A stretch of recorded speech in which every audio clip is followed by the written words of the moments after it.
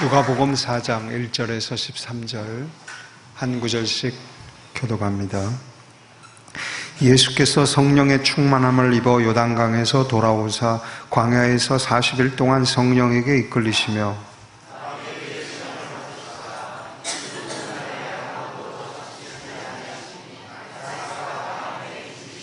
마귀가 이르되 네가 만일 하나님의 아들이여든 이 돌들에게 명하여 떡이 되게 하라.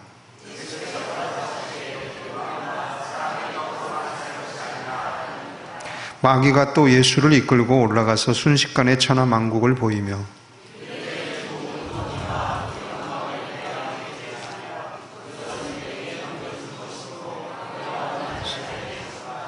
그러므로 네가 만일 내게 절하면 다 네 것이 되리라.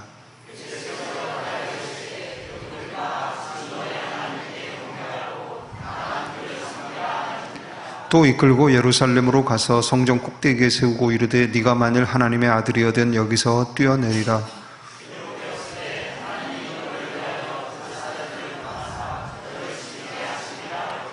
또한 그들이 손으로 너를 받들어 네 발이 돌에 부딪히지 않게 하시리라 하였느니라.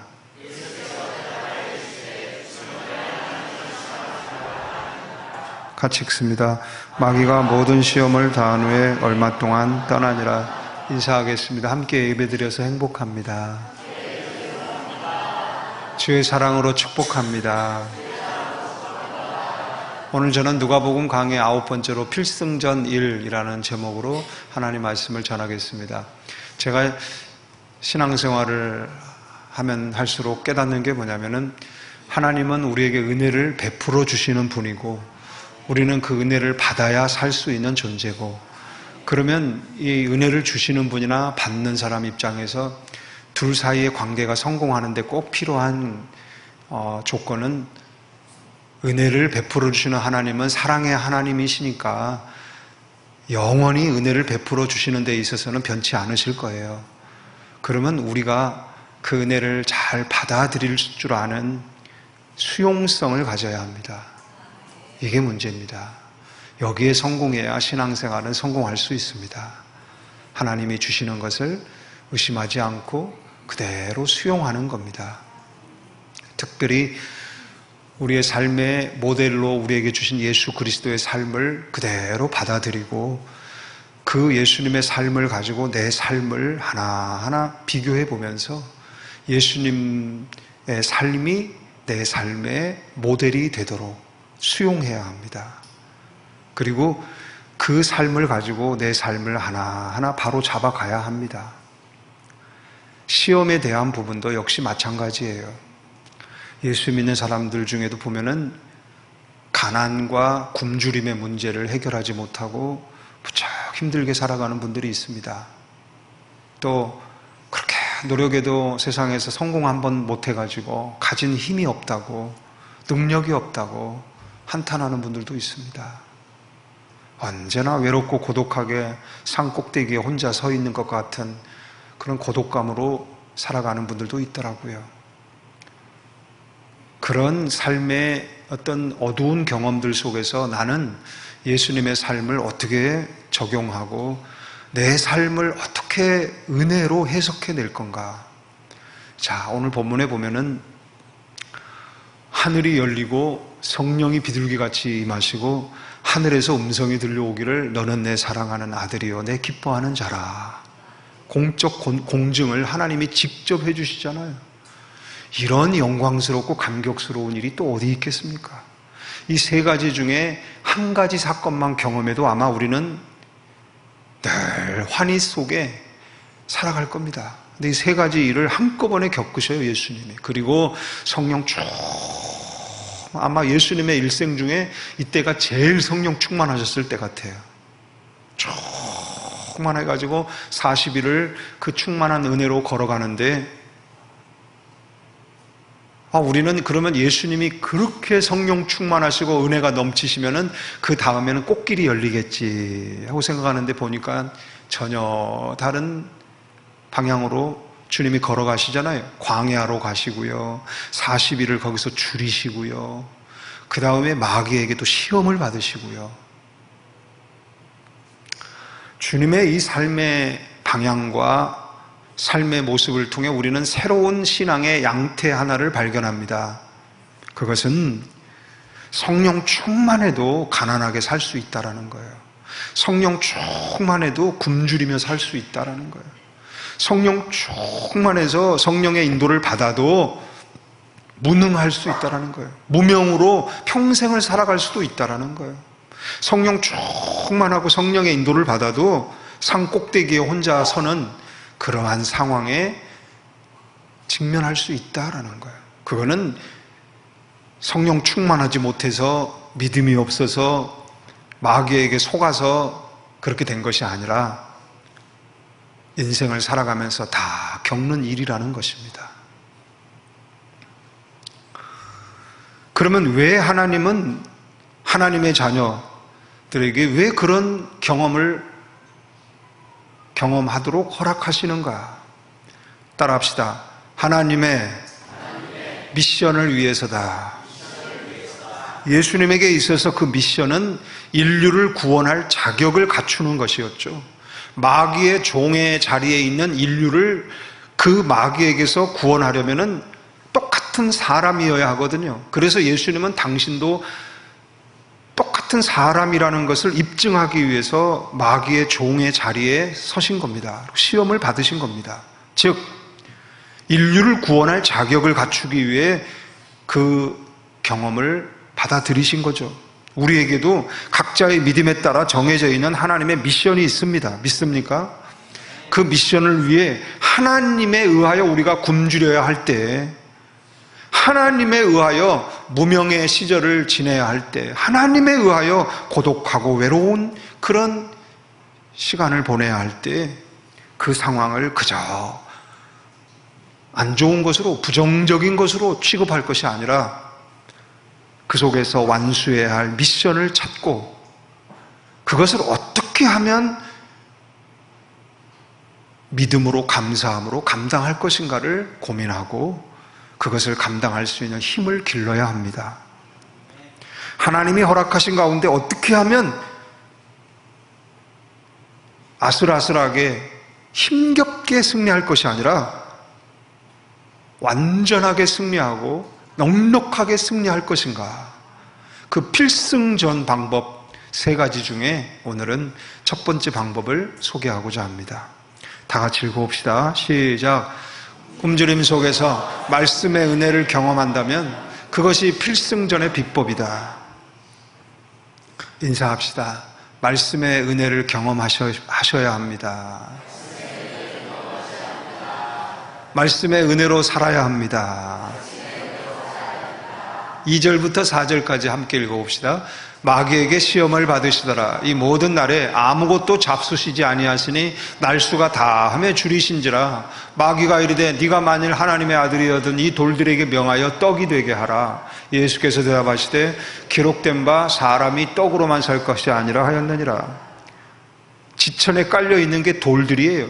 주먹만한 돌도 있고 중간 사이즈 돌도 있고 산같이 큰 돌도 있는데 그 돌들을 다 떡으로 만들어 먹어라. 떡 속에서 떡만 먹고 살다 죽어라.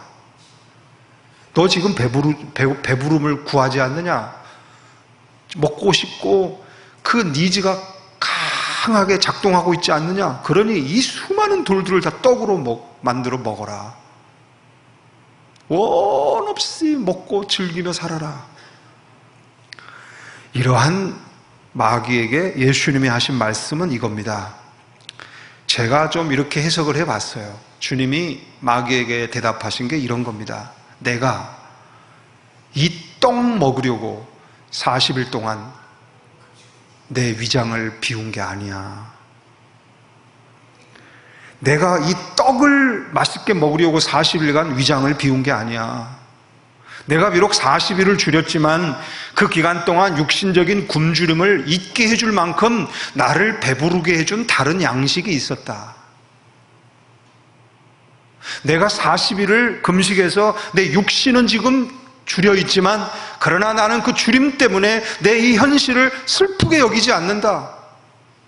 나는 그것을 잊어버리게 만들 만큼 충분한 만족감을 지금 누리고 있다. 내가 먹은 양식이 있다. 송이꿀과 같은 하나님의 말씀을 나는 먹었다. 말씀을 통해 공급받은 영적 만족감이 주님에게 충만했기 때문에 지금 당장 돌들을 떡으로 만들어 먹을 만큼 서둘러서 먹지 않아도 된다라는 거예요. 동일 사건을 기록하고 있는 마태복음 4장 4절을 다 같이 읽어봅시다. 예수께서 대답하여 이르시되 기록되었을 때 사람이 떡으로만 살 것이 아니요 하나님의 입으로부터 나오는 모든 말씀으로 살 것이라 하였느니라. 주님이 지금 그 말씀을 먹어서 살아있는 거예요. 주님의 영혼이 충만한 상태인 거예요. 건강한 상태인 거예요. 그 하나님의 말씀으로 맛보고 누리는 이 포만감이 육신의 굶주림을 잊어버리게 만듭니다. 왜 성도들이 돌이 떡이 되기를 바라는 걸까? 여러분, 마귀가 예수님을 이 돌을 떡으로 만들어 먹으라고 시험한 거는 지금 처음 시험하는 방법일까요? 아닙니다. 이전에도 이미 아담의 후손들에게 수도 없이 써먹은 방법이고요. 너무나 효과적인 방법이었어요. 많은 사람들이 여기에 속아 넘어가요. 방법과 절차를 무시해버리고 그냥 떡만 먹을 수 있다면 마귀가 주는 유혹을 다 받아들입니다. 기가 막히게 효과적인 방법이었어요. 그래서 지금 예수님에게도 그 방법을 사용하고 있는 거죠. 왜 많은 성도들이 그렇게 떡에 집착할까요? 그렇게 떡을 빨리 많이 소유하려고 하는 걸까요? 심지어 돌이 떡이 되기까지 바라면서 왜 그렇게 떡에 집착하는 걸까? 자기 배를 떡으로만 채울 수 있다고만 믿기 때문이죠. 영혼을 가진 사람은 영의 양식으로도 배가 부를 수 있는 부분이 분명히 있거든요. 근데 이 영적인 배부름을 경험해 본 적이 없기 때문에 늘 육신적으로만 허기를 느끼고 그 육신적인 배부름으로 영적인 허기까지 채우려고 합니다. 주님이 말씀하셨어요. 심령이 가난한 자는 복이 있나니 천국이 그들의 것이다. 심령이 가난해짐으로써 맛보게 되는 천국이 분명히 있습니다. 아멘. 그런데 이 심령의 가난함을 못 견디는 사람들이 있어요. 손쉽게 이 심령의 굶주림을 해소하려고 육신의 배부림을 추구합니다. 그걸 통해 이 영적인 굶주림까지 해소하려고 하는 거예요. 다 같이 한번 읽어봐요. 시작. 사람들이 그리스도의 십자가의 원수로 행하느니라. 그들의 마침은 멸망이요 그들의 신은 배요 그 영광은 그들의 부끄러움에 있고 땅의 일을 생각하는 자라. 여러 사람들, 이 여러 사람들이란 교회 안에 있는 성도들 중에 여러 사람들이 이 십자가의 원수된 길로 가더라는 거예요. 그 마침이 멸망인데 왜 그 길로 가느냐? 이 사람들이 숭배하고 있는 신은 배라는 거예요. 배, 자기들의 배부름. 이 배의 만족을 위해서, 이 배부름을 위해서 하나님을 찾는다는 거죠. 배가 부르면 나는 하나님께 복받은 사람이다. 나는 성령 충만하다. 그러니까 배를 쫄쫄 고우면 저야 아멘도 안 하고 은혜도 없고 날마다 툴툴거리고 원망하고 살아가요. 현재 우리 한국 사회는 굶어서 죽기보다 너무 먹어서 일찍 죽을 가능성이 높아요. 제가 어제 새로운 사실 하나 배웠는데 4층 새가족부실에 에어컨이 이동 설치한 지 얼마 안 됐는데 시원한 바람이 안 나와서 AS 신청을 했어요. 근데 기사가 와서 손을 보고 갔어요. 전화통화로 나중에 원인이 뭡니까? 제가 물어봤어요. 가스가 어디론가 새 나간 거 아닙니까? 가스가 부족하니까 시원한 바람이 안 나온다고 저는 그것만 생각한 거예요. 저는 지금까지. 그렇게 오랫동안 목회하면서 많은 에어컨을 제가 설치하고 수리하는 걸 지켜보면서 그거 하나만 생각한 거예요. 시원한 바람이 안 나오면 가스가 부족한 거다. 그 생각만 한 거예요. 그런데 그 기사가 새로운 사실 하나 가르쳐 주더라고요. 목사님, 제가 가서 보니까 가스가 너무 많았어요. 가스가 너무 많으면 실외기가 그 압력을 돌릴 힘이 부족해서 몇 번 돌다가 딱 서버린대요. 실외기가 안 도니까 시원한 바람이 나올 수가 없는 거예요. 가스가 부족해서 시원한 바람이 안 나오는 경우도 있지만 때로는 가스가 너무 많아서 시원한 바람이 안 나올 수 있는 거예요. 고장날 수 있는 거예요. 먹지 못해서 영양실조로 죽는 사람보다 지금 우리나라 사회를 보면 너무 먹어서 영양 과다로 비만, 과체중으로 병에 걸리는 사람들이 많아요. 그래도 만족할 줄을 모릅니다. 왜 저렇게 저 사람은 먹는 것을 추구할까? 영적으로 허한 거예요. 공허한 거예요. 그런 심령의 굶주림을 육신의 배부름으로 해소하려고 하는 거예요. 이게 하나님 볼 때 가장 심각한 재난이라는 거죠. 하나님 말씀 다 같이 읽어봐요. 시작. 내가 해 아래서 한 가지 재난을 보았노니 곧 주권자에게서 나오는 허물이라. 종들은 말을 타고 가고 고관들은 종들처럼 땅에 걸어다니는도다. 이게 주객이 전도된 건데, 종이 말을 타고 가고 주인이 말을 끌고 있어요. 믿음이 말 위에 타고 가야 되는데 배부른 것이, 이 배부름을 추구하는 이것이, 이 떡이 말 위에 앉아 있어요. 그리고 믿음이 그 말을 끌고 가고 있어요. 종이 되어 있어요. 떡과 믿음의 위치가 바뀌어버린 상태. 이게 주객이 전도돼도 유분수지 어떻게 떡이 주인 노릇을 하고 믿음이 종 노릇을 할까? 떡을 마음껏 먹고 배부르게 먹기 위해서 하나님도 이용하고 예수 이름도 이용하고 믿음도 이용하고 있는 이 모습이 하나님 볼 때 가장 심각한 재난이다. 다니엘은 그래서 그 바벨론의 맛있고 먹음직스럽고 영양가 높은 음식들을 다 거절했어요. 왜 거절한 걸까? 나는 이거 먹지 않아도 얼마든지 하나님의 말씀을 섭취함으로 누리는 영적인 부요함으로 얼마든지 건강하게 살아갈 수 있다. 고기와 포도주를 거절하고 채식과 물로만 생활했지만 얼굴이 더욱 아름답고 살이 더욱 윤택해졌어요. 할렐루야. 모세는 시내산에서 40일 40야를 떡도 마시지 않고 물도 마시지 않고 하나님 말씀만 먹고 지냈지만은 모세의 얼굴 피부가 광채가 나는 거예요. 얼마나 눈이 부신지 사람들이 똑바로 쳐다볼 수가 없어서 모세가 자기 얼굴을 수건으로 가려줬다라는 거죠. 저는 여러분에게 다니엘처럼 모세처럼 살라고 지금 말하는 게 아니에요. 뭘 말하는 건 줄 아세요? 영의 양식으로도 채워지고 배부를 수 있는 영적인 부분이 우리 안에 분명히 있다라는 것을 여러분에게 지금 말씀하고 있는 겁니다. 우리는 영혼을 지닌 존재예요.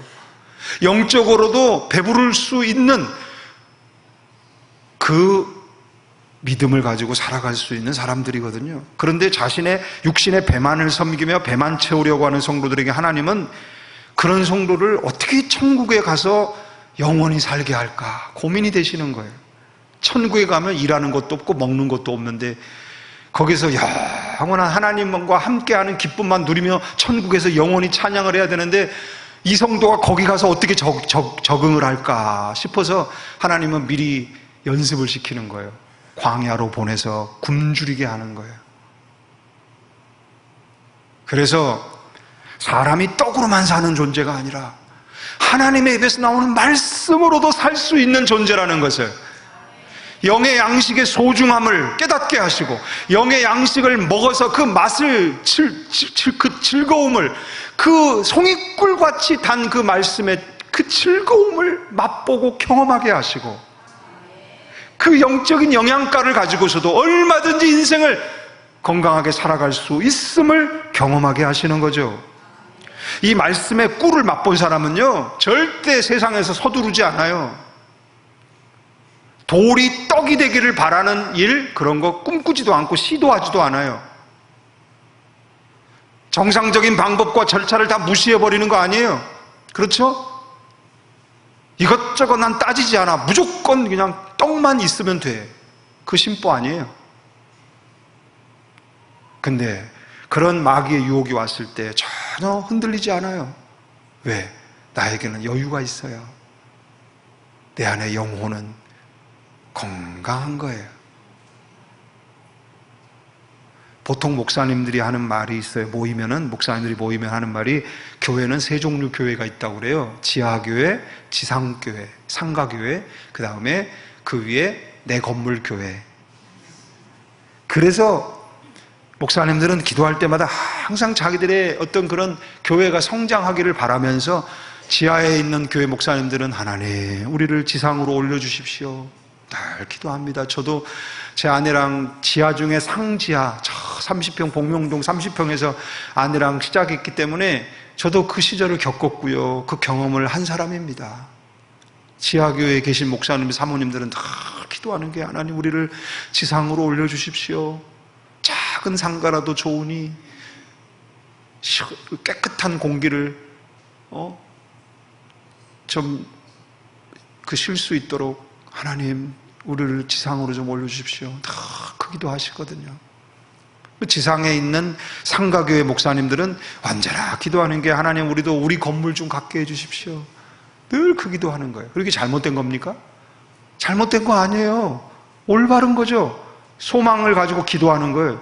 그런데 문제는 뭐냐?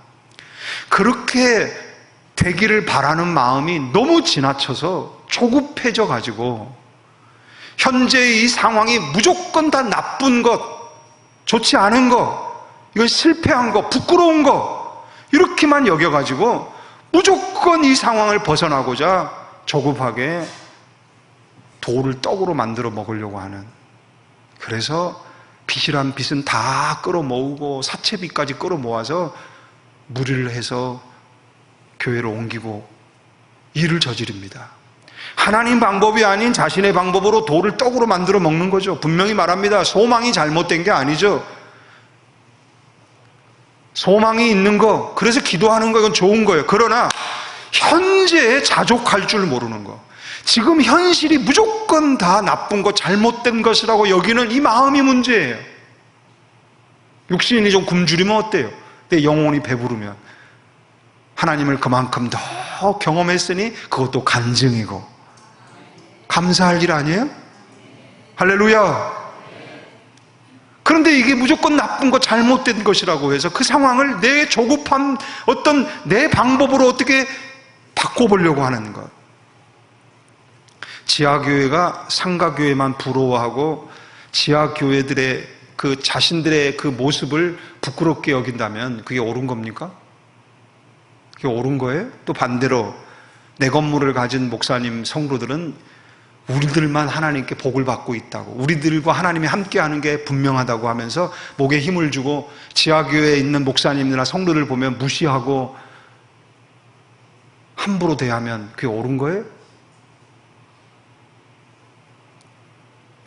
다른 사람이 나보다 좀 가난하고 나보다 좀 힘들게 살아간다고 무시하고 조롱한다면 자기가 예전에 그렇게 살아왔던 자기 자신을 무시하고 조롱하는 거하고 똑같은 거예요. 누워서 침 뱉는 거죠. 성경이 보면은 예수님께서는 지하교회든 지상교회든 내 건물 교회든 가리지 않고 모든 교회는 주님의 핏값으로 세우신 교회라고 말씀하십니다.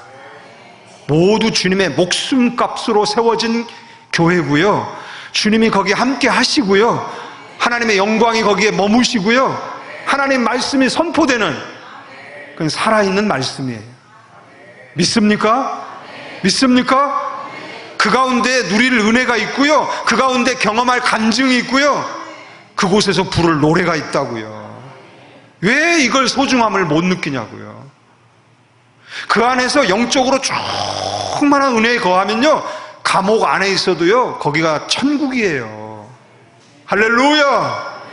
그 얼굴이 빛나는 그 영적인 충만한 그 모습으로 그 지하교회에서의 맡겨진 그 기간 동안에 사명을 잘 감당해 나가면 하나님이 때가 되면 지상으로도 옮겨주시고 내 건물도 주시고, 아니 평생 지하에 또 있으면 어때요?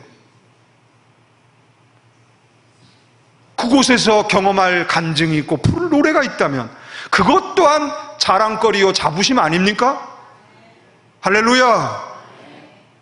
우리가 만약에 건물교회 다닌다고 목사인 제가 만에 하나 저 상가교회 가가지고는 목을 탁 세우고 저 건물 있는 목사예요, 저 불당동에 있어요, 그러거나 저 지하교회 가가지고 거들먹거린다면 저는 목사가 아니에요, 싹꾼이지, 장사꾼이지. 세상 사업을 경영하는 사람이에요.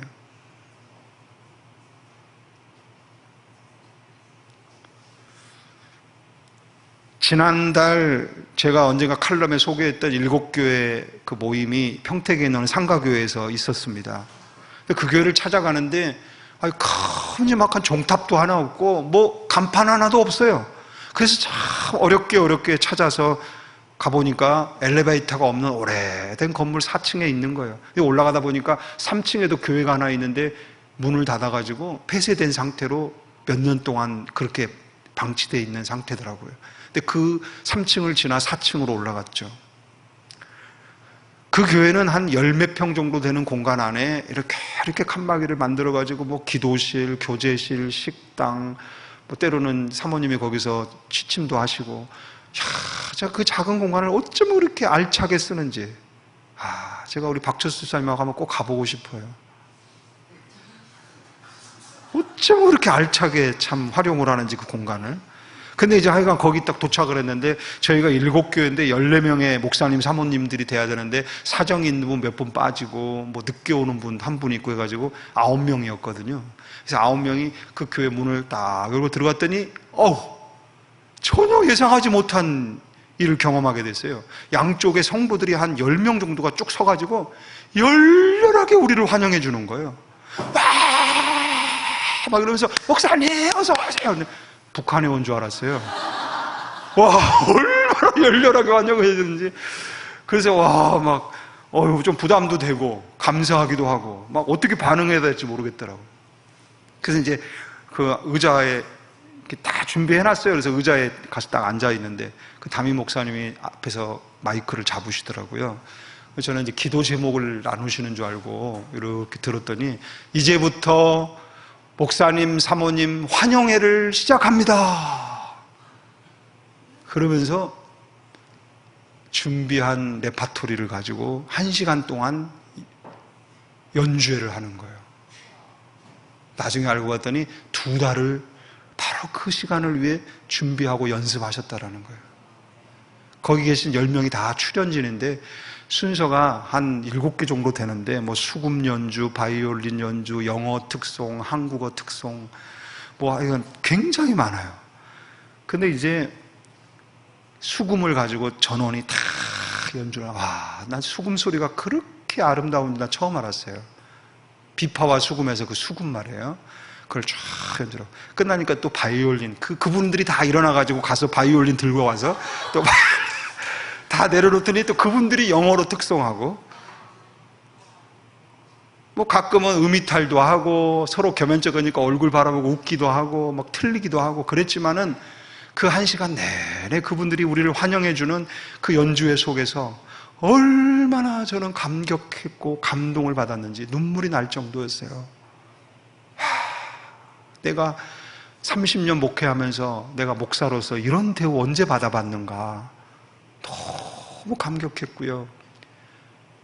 다 끝나고 나서 티타임 시간에 어느 목사님이 저하고 똑같은 걸 느꼈는지 이렇게 말씀하시더라고요. 제가 지금 목회한 30년 저도 되는데 저기 어디예요? 저기 낙원교회라고 저기 천안 시가지에서 한참 가는 교회에 계신 분인데 그분도 한 30년 가까이 목회하신 분인데 그분이 그래요. 저도 목사로서 30년을 대우받았지만은 그동안 받아본 대우 중에 최고의 대우를 오늘 받았습니다. 그러면서 하는 말이 목사라서 행복한 날이었습니다. 너무 행복했습니다. 무엇에 감격하고 무엇에 감동한 걸까요? 아름다운 연주? 완벽한 연주? 아니에요. 그 성도들의 밝은 미소, 그 행복한 미소, 그 목사님의 그 여유로움, 그 섬겨주고자 하는 그 마음의 풍성함, 그걸 보면서 우리 모두가 감격했던 거예요. 바로 이거예요. 내가 있는 곳이 지하이든 상가이든 건물이든 그게 뭐 그렇게 중요합니까? 그곳에 주님이 계신데 우리는 주님의 뜻을 지금 이루어가고 있는데 주님이 함께 하시는데 그것이면 족한 거 아닙니까? 그것이면 행복한 것 아닙니까? 그것이면 떳떳한 거 아닙니까? 그 자부심이 얼마나 흘러넘치는지. 우리의 인생길에 좀 굶주리면 어때요? 그 굶주림의 과정을 통해 하나님의 뜻이 이루어진다면 우리는 그것으로 만족한 거예요. 우리가 아무 가진 것이 없고 힘이 없으면 좀 어때요? 높은 산 꼭대기에 혼자 서야 하는 외로움 속에 있으면 좀 어때요? 그 속에서 하나님 말씀을 깊이 묵상하고 되새기면서 그 말씀의 송이꿀을 맛보면서 함께 하시는 하나님을 만나면서 또 다른 하나님의 미션을 위해 내가 준비되어져 가는 그 준비되어져 가는 기쁨을 누리면서 그 상황을 감사하게 여기면 어떻습니까? 멋있지 않습니까? 그것이 진정한 그리스도인의 모습 아니겠습니까? 할렐루야! 그럴 때 온갖 수단 방법으로 우리를 꿰려고 하는 마귀의 모든 유혹, 마귀의 모든 시도는 가소로운 것이 됩니다. 가소로운 것이 돼요. 아무것도 아닌 것이 돼요. 쉽게 물리칠 수 있어요. 저와 여러분 모두 이 마귀와의 싸움에서 필승하게 되기를 축원합니다. 자오분들에게 인사합시다. 우리 어떤 마귀와의 싸움에서도 넉넉히 이깁시다. 너무 어려우면 끝까지 못 따라하더라고요. 한 번 더 재방송. 어떤 마귀의 시험도 넉넉히 이깁시다. 말씀의 은혜 속에 거하십시오. 할렐루야. 그 은혜의 풍성함을 누리십시오. 그 은혜로 만족하십시오. 할렐루야. 오늘 대표기도 너무 은혜롭지 않았어요? 여호와는 나의 목자시니 내게 부족함이 없으리로다. 부족함이, 우리의 영혼이 먼저 그러한 만족감을 누려야 합니다. 오늘 제가 선곡한 곡이 좀 오랜만에 부르는 곡인데요. 마귀들과 싸울지라. 이 곡을 선곡하면서 기도했어요. 우리 성도들이 현실적인 어려움에 직면해서 마음이 막 불안해지고 초조해지고 그럴 때 이 믿음과 떡의 이 역할이 바뀌어버릴 수가 있어요. 떡이 하나님처럼 보일 때가 있어요. 그때 그게 가장 지금 무서운 마귀의 시험이라는 것을 깨닫게 하시고 우리 성도들이 지혜롭게 그 마귀와의 싸움에서 이기고 승리하게 해주십시오. 그 마음을 가지고 이 곡을 선곡했어요. 우리 다 같이 부르겠습니다.